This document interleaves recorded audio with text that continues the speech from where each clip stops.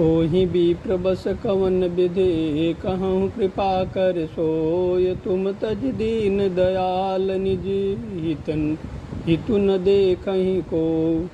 वे ब्राह्मण जिस प्रकार से वश में हो सकते हैं कृपा करके वह भी बताइए। हे दीन दयालु, आपको छोड़कर और किसी को मैं अपना हित नहीं देखता।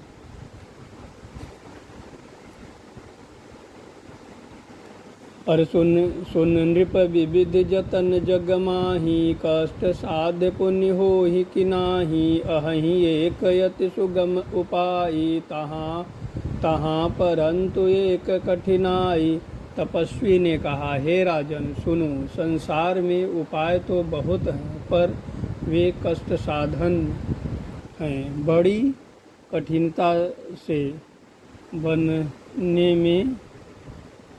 कठिनता बनने में आते हैं और इस पर भी सिद्ध हो या न हो उसकी सफलता निश्चित नहीं है। हाँ, एक उपाय बहुत सहज है परंतु उसमें भी एक कठिनता है।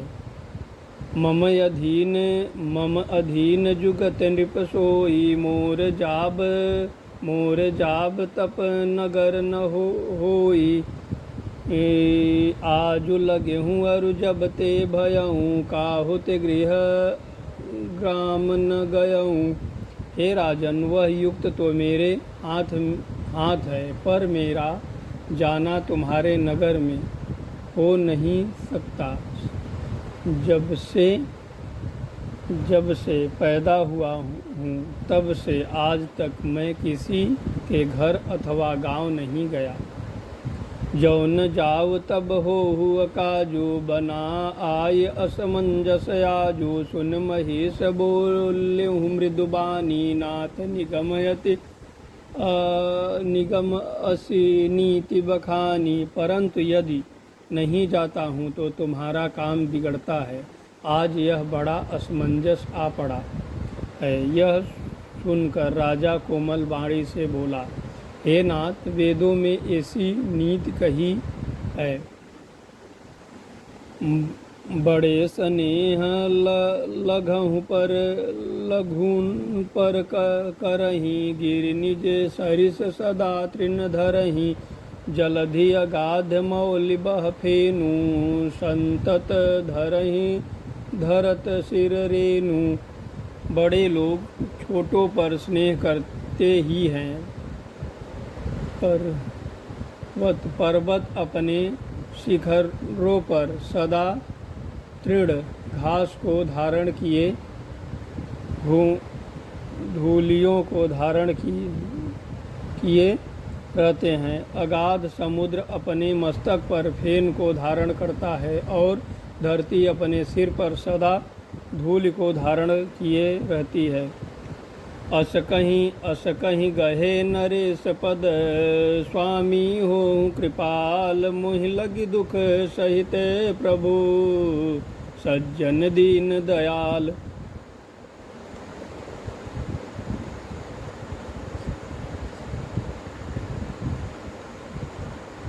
ऐसा कहकर राजा ने मुनि के चरण पकड़ लिए और कहा, हे स्वामी, कृपा कीजिए, आप संत हैं, दीन दयालु हैं, अतः हे प्रभु, मेरे लिए इतना कष्ट अवश्य सहिए।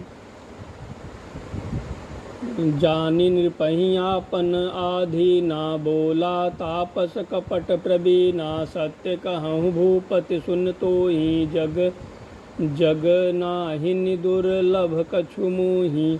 राजा को अपने अधीन जानकर कपट में प्रवीण तपस्वी बोला, हे राजन सुनो, मैं तुमसे सत्य कहता हूँ। जगत में मुझे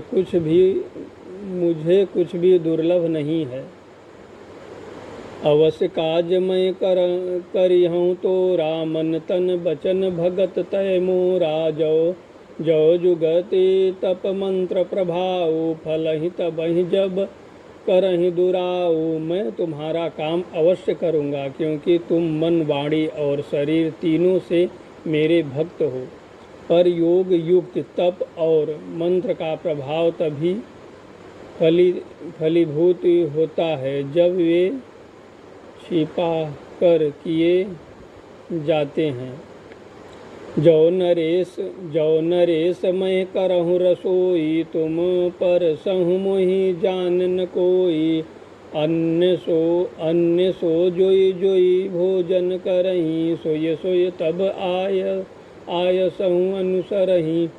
हे नरपति, मैं यदि रसोई बनाऊं और तुम उसे परोसो और मुझे कोई जानने न पावे, तो उस अन्न को जो खाएगा सो तुम्हारा आज्ञाकारी बन जाएगा। पुण्यतिन के गृह जीवन जो, तब बस होहि भूप सुन सोऊ। जाय उपाय रचहु नृप एहू, संबत भर संकल्प करेहू। यदि नहीं उन भोजन करने वालों के घर भी जो कोई भोजन करेगा, हे राजन सुनो, वह भी तुम्हारे अधीन हो जाएगा। हे राजन, जाकर यही उपाय करो और वर्ष भर भोजन कराने का संकल्प कर लेना। नित्य नूतन द्विज सहज सत, बरहु सहित परिवार। मैं तुम्हारे संकल्प लगी, दीन्हु कर बीजवनार। नित्य नए 1,00,000 ब्राह्मणों को कुटुंब सहित निमंत्रित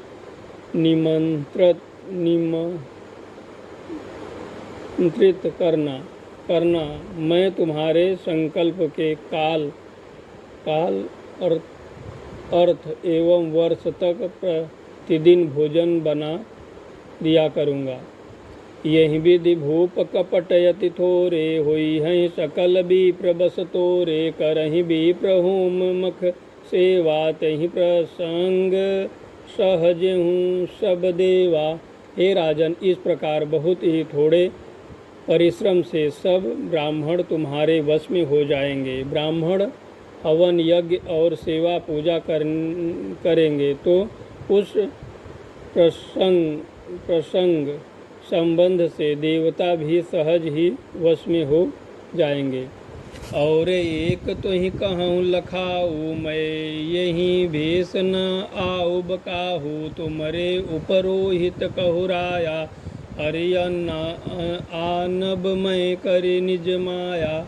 मैं एक और पहचान तुमको बताए देता हूँ, मैं इस रूप में कभी न आऊँगा। हे राजन, मैं अपनी माया से तुम्हारे पुरोहित को हर लाऊंगा। तपबल तेहि करि आप समाना, रखिहूँ यहाँ बरस परवाना। मैं धरे तासु भेष सुनु राजा, सब विधि तोर सवारहूँ काजा। तप के बल से उसे अपने समान बनाकर 1 वर्ष तक यहाँ रखूँगा। और हे राजन सुनो, मैं उसका रूप बनाकर सब प्रकार से तुम्हारा काम सिद्ध करूँगा। मैं निसी बहुत शयन अब की जय। मोहि तोहि भूप भेंट दिन तीजे। मैं तप बल तोहि तुरग समेता, पहुँचायहु सोव तहि निकेता।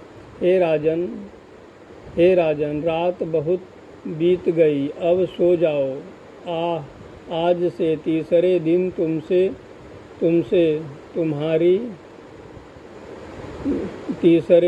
मुझसे तुम्हारी भेंट होगी।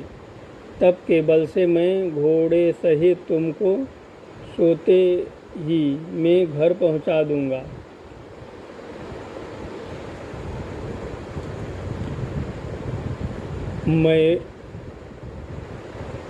मैं आउब सोय भेष धरे पहिचनी हूँ तब मोहि जब एकांत बुलाए सब कथा सुनावहूँ तोय। मैं वही पुरोहित का भेष धारण कर आऊँगा जब एकांत में तुमको बुलाकर सब कथा सुनाऊँगा, तब तुम मुझे पहचान लेना। शयन कीन्हि नृप आय सुमानी आसन जाय बैठे छल यानी श्रमित भूप निद्रायति आई सो किमि सोव सोच अधिकाई। राजा ने आज्ञा मानकर शयन किया और वह कपट ज्ञानी आसन पर जा बैठा। राजा थका था, उसे खूब गहरी नींद आ गई, पर वह कपटी कैसे सोता, उसे तो बहुत चिंता हो रही थी। काल केत निश्चरतः आवा तेहि सुकर होहि नृपहि भुलावा।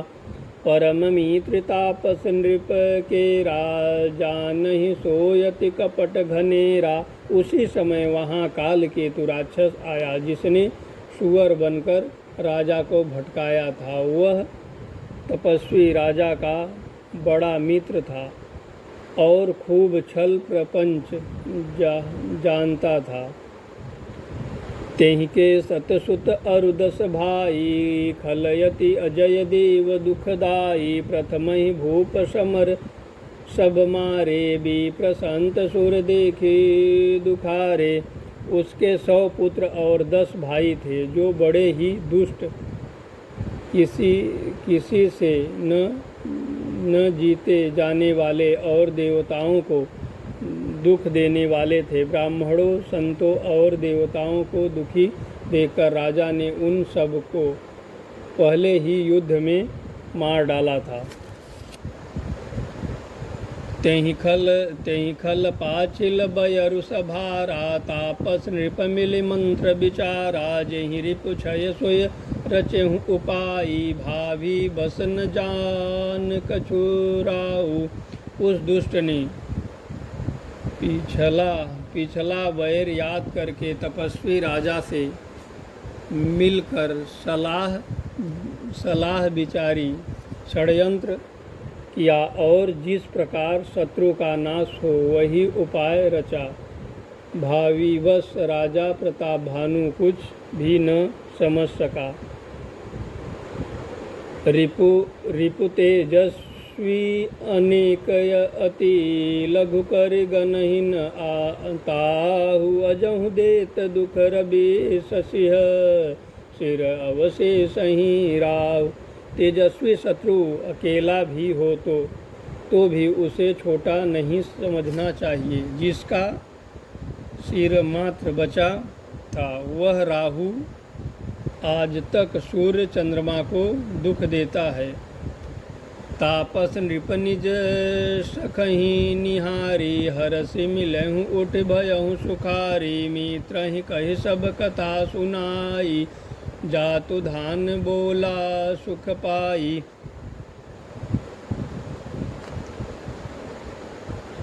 तपस्वी राजा अपने मित्र को देख प्रसन्न हो उठकर मिला और सुखी हुआ। उसने मित्र को सब कथा कह सुनाई। तब राक्षस आनंदित होकर बोला, अब साधेहु रिप सुनहु नरेसा। जो तुम कीन्हि मोर उपदेशा। परिहरहु सोच रहहु तुम सोई। बिनु औषधि व्याधि विधि खोई। हे राजन सुनो, जब तुमने मेरे कहने के अनुसार इतना काम कर लिया, तो अब मैंने शत्रु को काबू में कर ही लिया। समझो तुम अब चिंता त्याग सो रहो। विधाता ने बिना ही दवा के रोग दूर कर दिया। कुल समेत रिप मूल बहाई। चौथे दिवस मिलहु मैं आई। तापस नृपहि बहुत परितोषी। चला महाकपटी अतिरूपी। कुल सहित शत्रु को जड़ मूल से उखाड़ बहाकर आज से चौथे दिन मैं तुमसे आ मिलूँगा। इस प्रकार तपस्वी राजा को खूब दिलासा देकर वह महाकपटी और अत्यंत क्रोधी राक्षस चला। भानु प्रताप ही बाज समेता पहुँचाए छन माझ निकेता नृपहि नारी पहि शयन कराई अयगृह बाधे बाजी बनाई। उसने प्रताप भानु राजा को घोड़े सहित क्षण भर में घर पहुँचा दिया। राजा को रानी के पास सुलाकर घोड़े को अच्छी तरह से घोड़साले में बांध दिया। राजा के उपरोहितहि हर लय गयहूँ बहोर लय राख्यूँ गिर खोह महूँ माया करयति भोर। फिर वह राजा के पुरोहित को उठा ले गया और माया से उसकी बुद्धि को भ्रम में डालकर उसने पहाड़ की कोह में ला रखा। आप बिरंच पुरोहित रूपा परहु जायते से जयनुपा जागे नृपन भय बिहाना देखी भवन यति अचरज माना। वह आप पुरोहित का रूप बनाकर उसकी सुंदर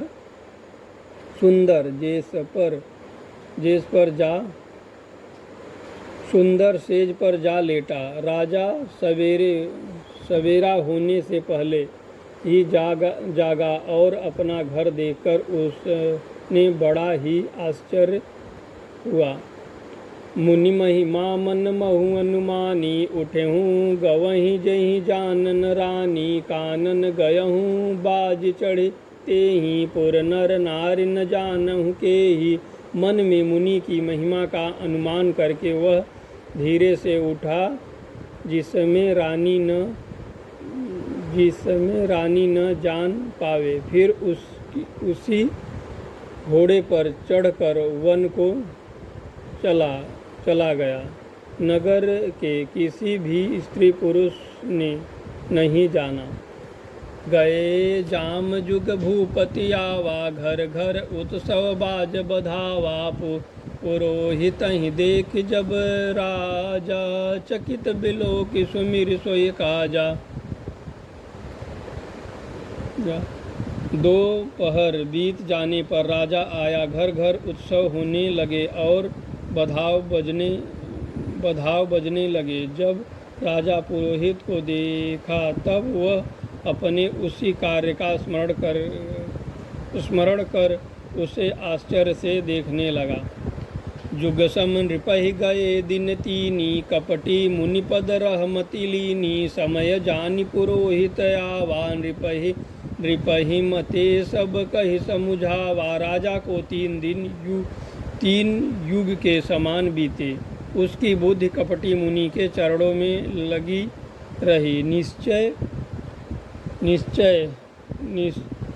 निश्चित समय जानकर पुरोहित बना हुआ राक्षस आया और राजा के साथ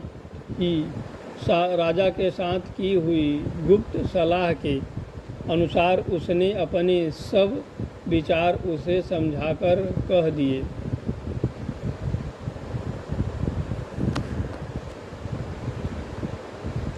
नृप हर्षेहु पहिचानि गुरु भ्रम बस रहा न चेत बरे तुरत सत सहज बरे विप्र कुटुंब समेत।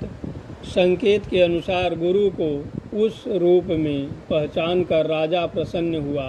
भ्रमवश उसे चेत न रहा कि यह तापस मुनि है या कालकेतु राक्षस है। उसने तुरंत 1 लाख उत्तम ब्राह्मणों को कुटुंब सहित निमंत्रण दे दिया।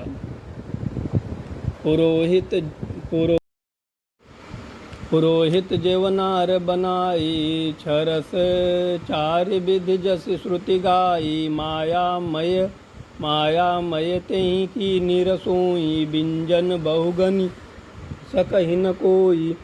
पुरोहित ने 6 रस और 4 प्रकार के भोजन जैसा कि वेदों में वर्णन है बनाए।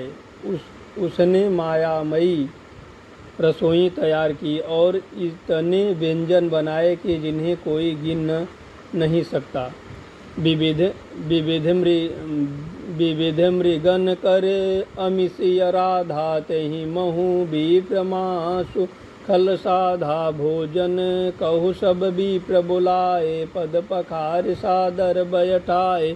अनेक प्रकार के पशुओं का मांस पकाया और उसमें उस दुष्ट ने ब्राह्मणों को मांस मिला दिया। सब ब्राह्मणों को भोजन के लिए बुलाया और चरण धोकर आदर सहित बैठाया।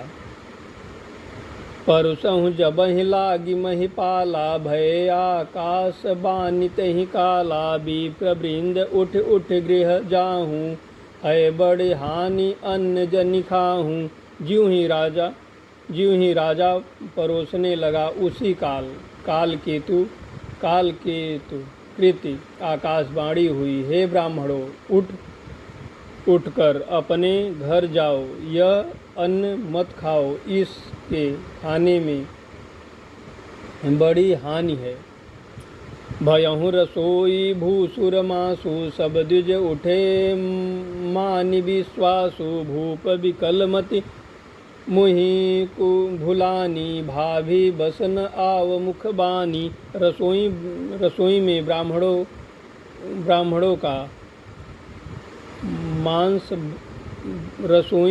ब्राह्मणों को मांस बना है। आकाशवाणी का विश्वास मानकर सब ब्राह्मण उठ खड़े हुए। राजा व्याकुल हो गया, परंतु उसकी बुद्धि मोह में भूली हुई थी। होनहारवश उसके मुँह से एक बात भी न निकली। बोले विप्र सकोप तब नहीं कछु कीन विचार जाय निशाचर हो नृप मूढ़ सहित परिवार। तब ब्राह्मण क्रोध सहित बोल उठे। उन्होंने कुछ भी विचार नहीं किया। अरे मूर्ख राजा, तू जाकर परिवार सहित राक्षस हो। छत्र बंधु तय विप्र बुलाए घालहि सहित समुदाय। ईश्वर राख धर्म हमारा जय तय समेत परिवारा। रे नीच क्षत्रिय, तूने तो परिवार सहित ब्राह्मणों को बुलाकर उन्हें नष्ट करना चाहा था। ईश्वर ने हमारे धर्म की रक्षा की, अब तू परिवार सहित नष्ट होगा।